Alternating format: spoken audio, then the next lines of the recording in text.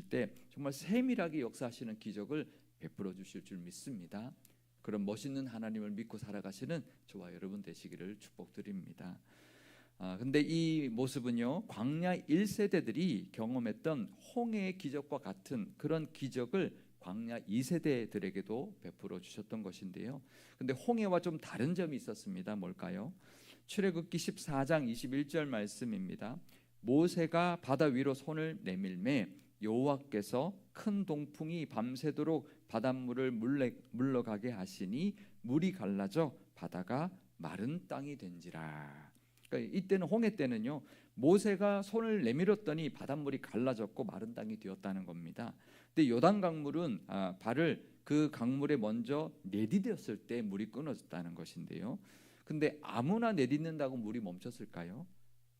근데 내딛었더니 강물이 안 끊어지면 믿습니다 한번 세게 하고 한번 내딛으면 물이 끊어졌을까요? 아니죠.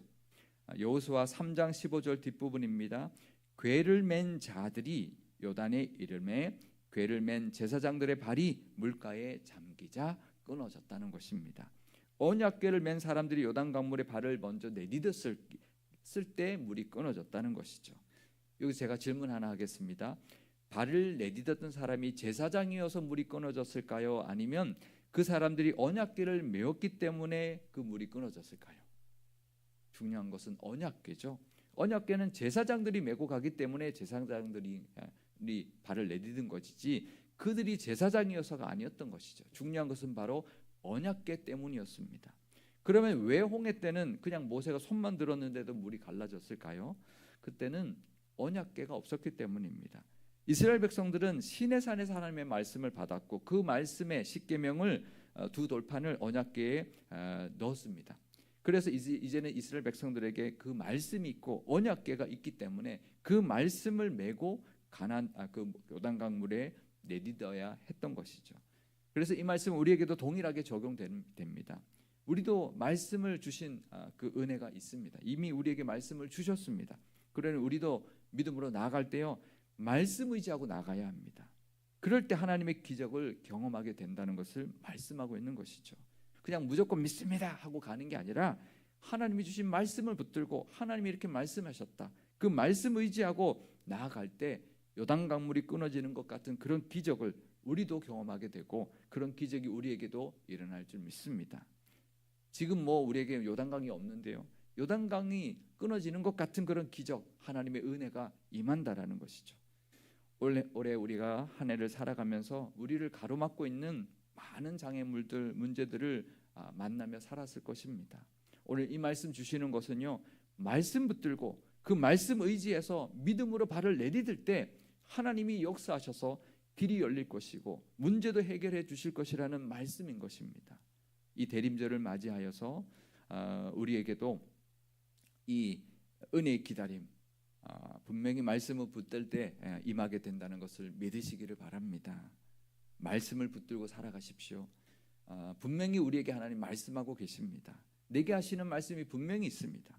아니면 오늘 주신 이 말씀이라도 붙들고 그 말씀, 내 말씀으로 나에게 주신 말씀 삼아서 그 말씀 의지하고 한 발 한 발 내디디며 살아갈 때 창일했던 요단강을 멈춰주신 그 하나님의 그 능력과 기적과 은혜가 우리에게도 임하게 될 줄 믿습니다.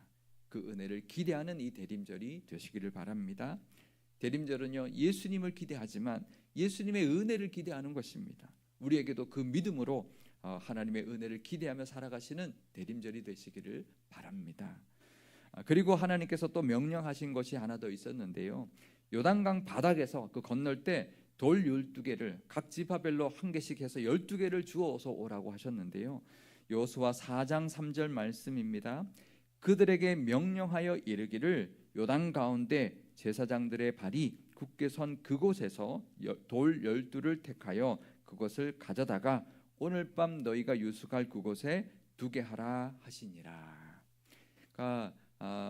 그리고는 이제 그 12돌을 가나안 땅에 들어와서 처음으로 이제 장막을 친 곳, 거기에 세워두라고 하셨습니다. 왜 그러셨을까요?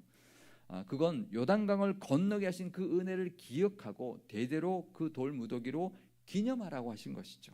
또 자녀들이 물으면 그 의미를 그런 그때 하나님이 역사해 주신 것을 가르치라고 하신 것이죠. 은혜의 증거들이 있어야 합니다. 은혜는요 참 잊어버리기가 쉽습니다.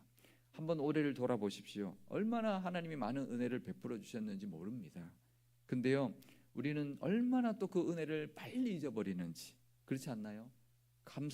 감사는 하지만 우리 입술에 금세 그 감사는 사라지고 불평과 불만이 더 오랫동안 그 자리를 대신하고 있지는 않으신가요? 그래서 한번 돌아보는 시간 되시기를 바랍니다. 은혜는 물에 새기고 원수는 돌에 새긴다는 말이 있죠. 원래는 이게 우리나라 속담이 아니더라고요. 프랑스 속담이었대요.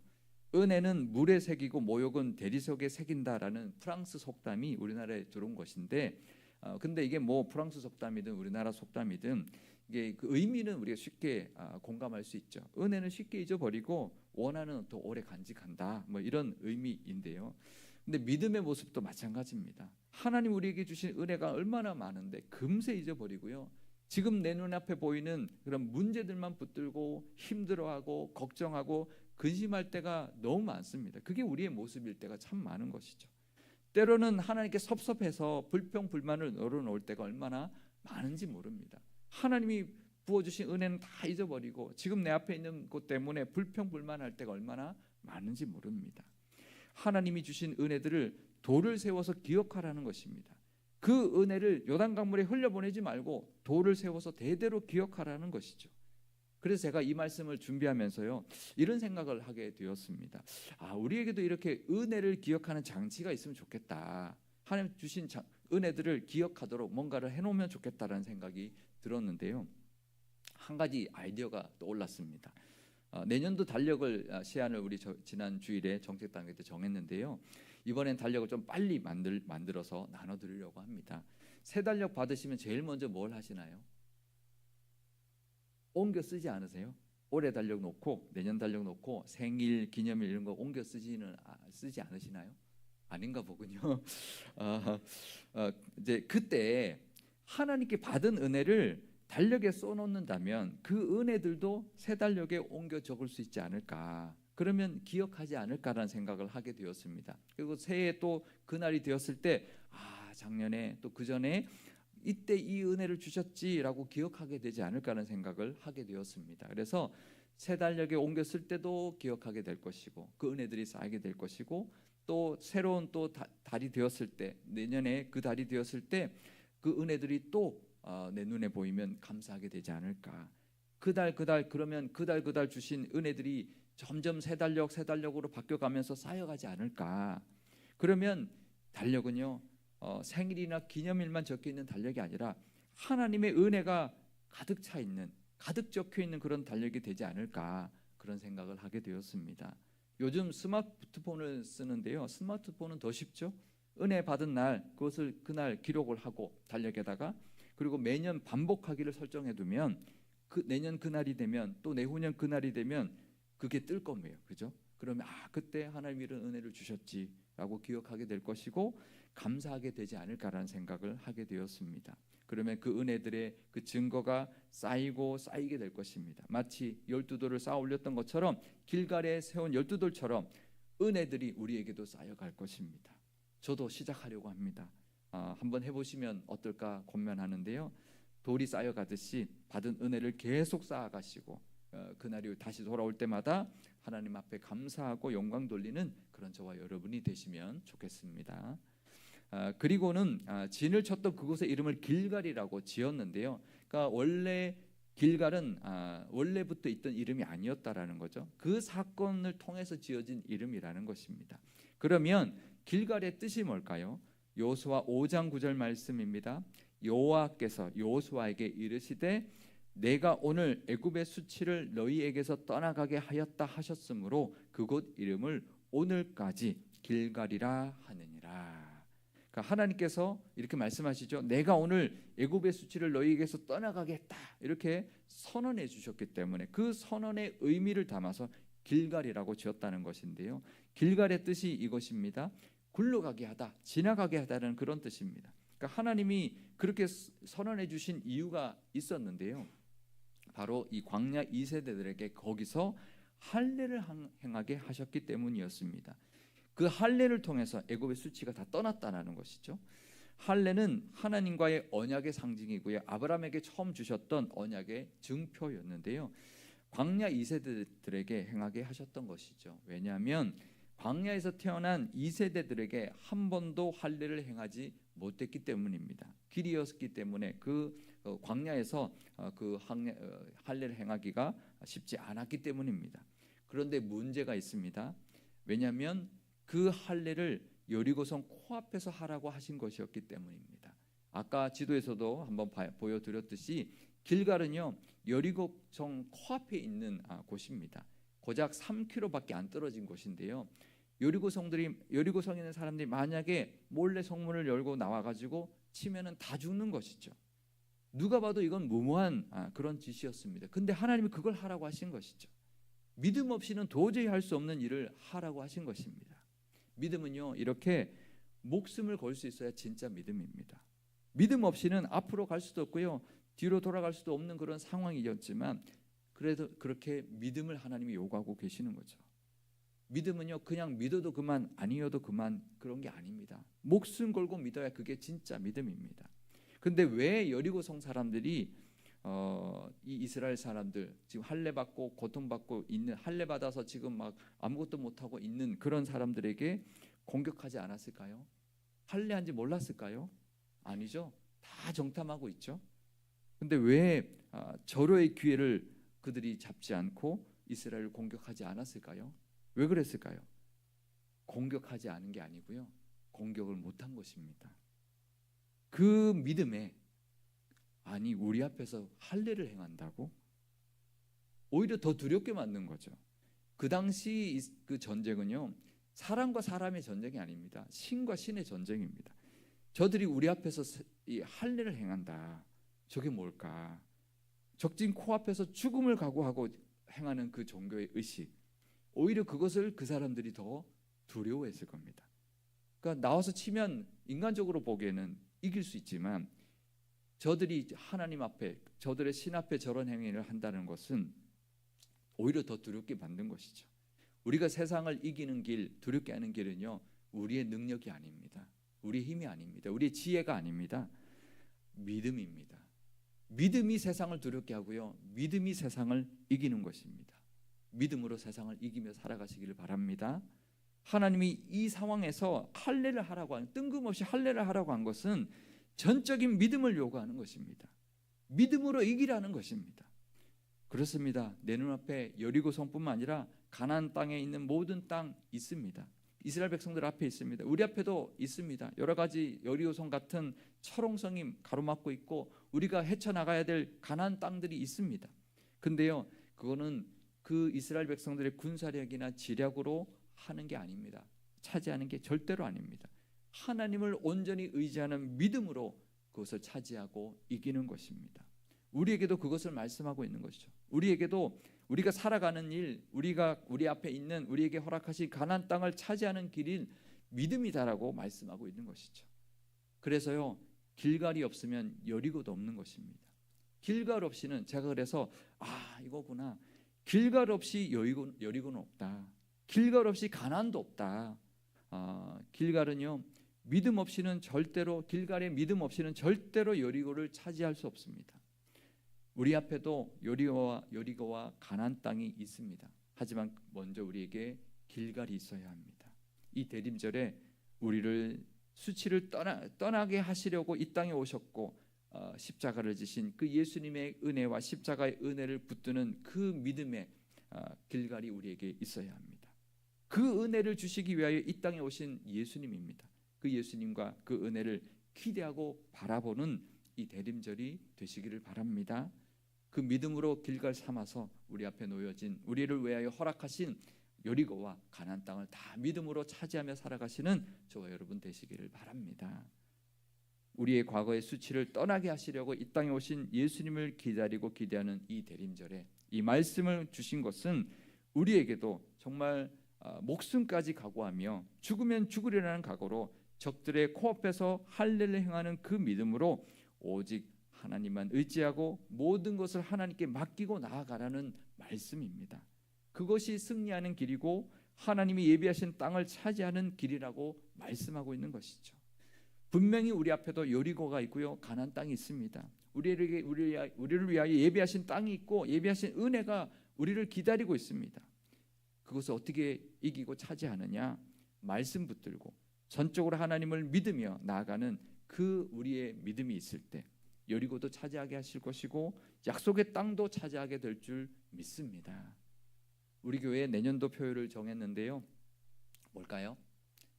믿음이 이깁니다로 정했습니다. 그래서 말씀을요, 요한 1서 5장 4절 말씀인데요, 무릇 하나님께로부터 난 자마다 세상을 이기느니라. 세상을 이기는 승리는 이것이니 우리의 믿음이니라. 아멘이시죠? 우리가 어떻게 세상을 이길까요? 우리 힘으로 안 됩니다.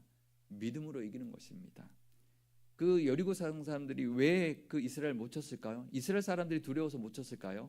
아니죠. 그들이 믿는 하나님이 두려워서 못 친 겁니다. 우리가 세상을 이기는 것도요, 우리의 힘이 아닙니다. 우리의 믿음입니다. 우리가 믿는 하나님이 우리를 이기게 하실 것입니다. 요즘 특히 믿음의 말씀을 많이 주고 계시는데요, 우리가 믿음을 붙들고 내년으로 나아가시는 저와 여러분 되시기를 바랍니다.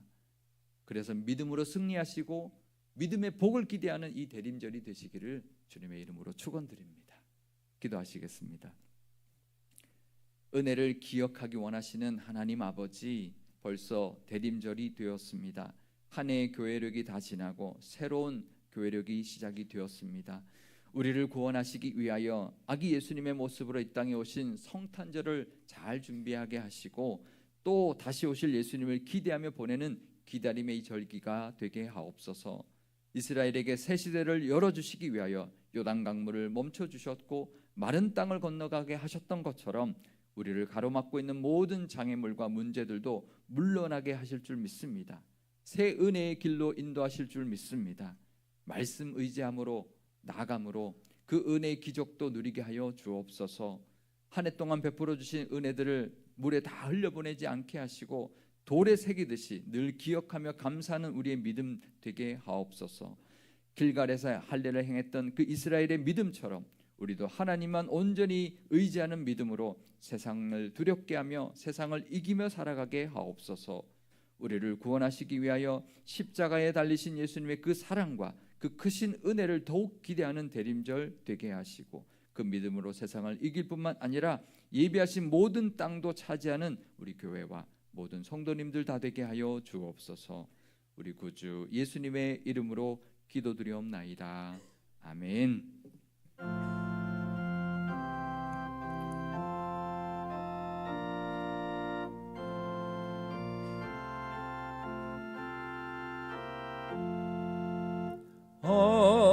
어려운 일 당할 때 나의 믿음 적으나 의지하는 내 주를 더욱 의지합니다.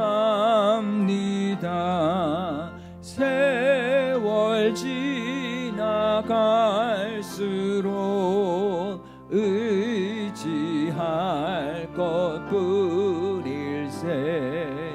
무슨 일을 당해도 예수 의지합니다.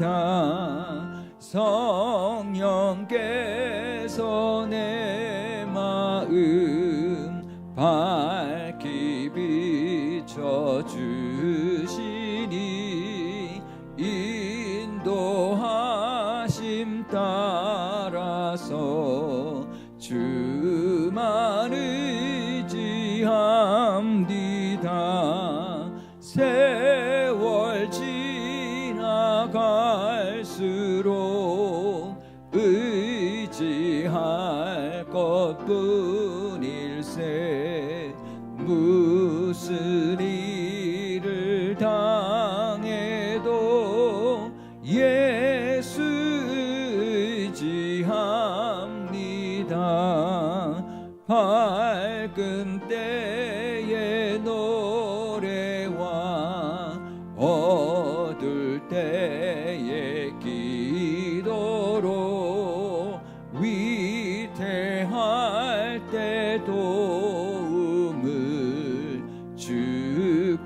간구합니다.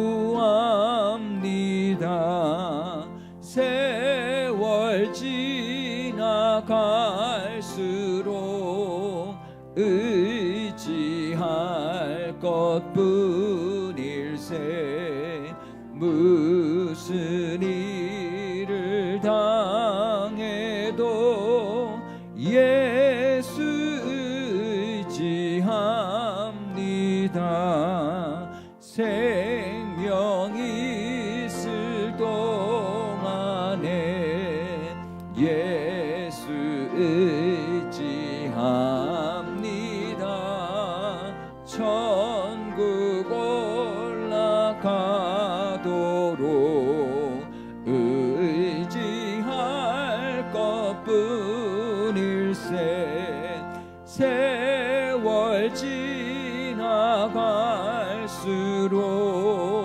의지할 것뿐일세.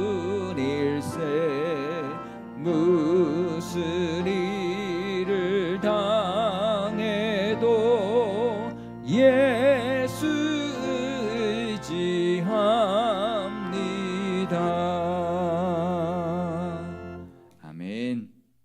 네, 교회 소식 알려드리겠습니다. 먼저 우리 지난 주 중에 우리 종강했던 전도단 시니어 목자의 우리 사진들 한번 보여드리겠습니다. 주 안에서 노래하며 주의 이름 찬양해. 감사로 그물에 들어가 주 이름 송축하네. 진실한 찬양 안에 권능이 많이 외치세 할렐루야. 손뼉 치며 전능하신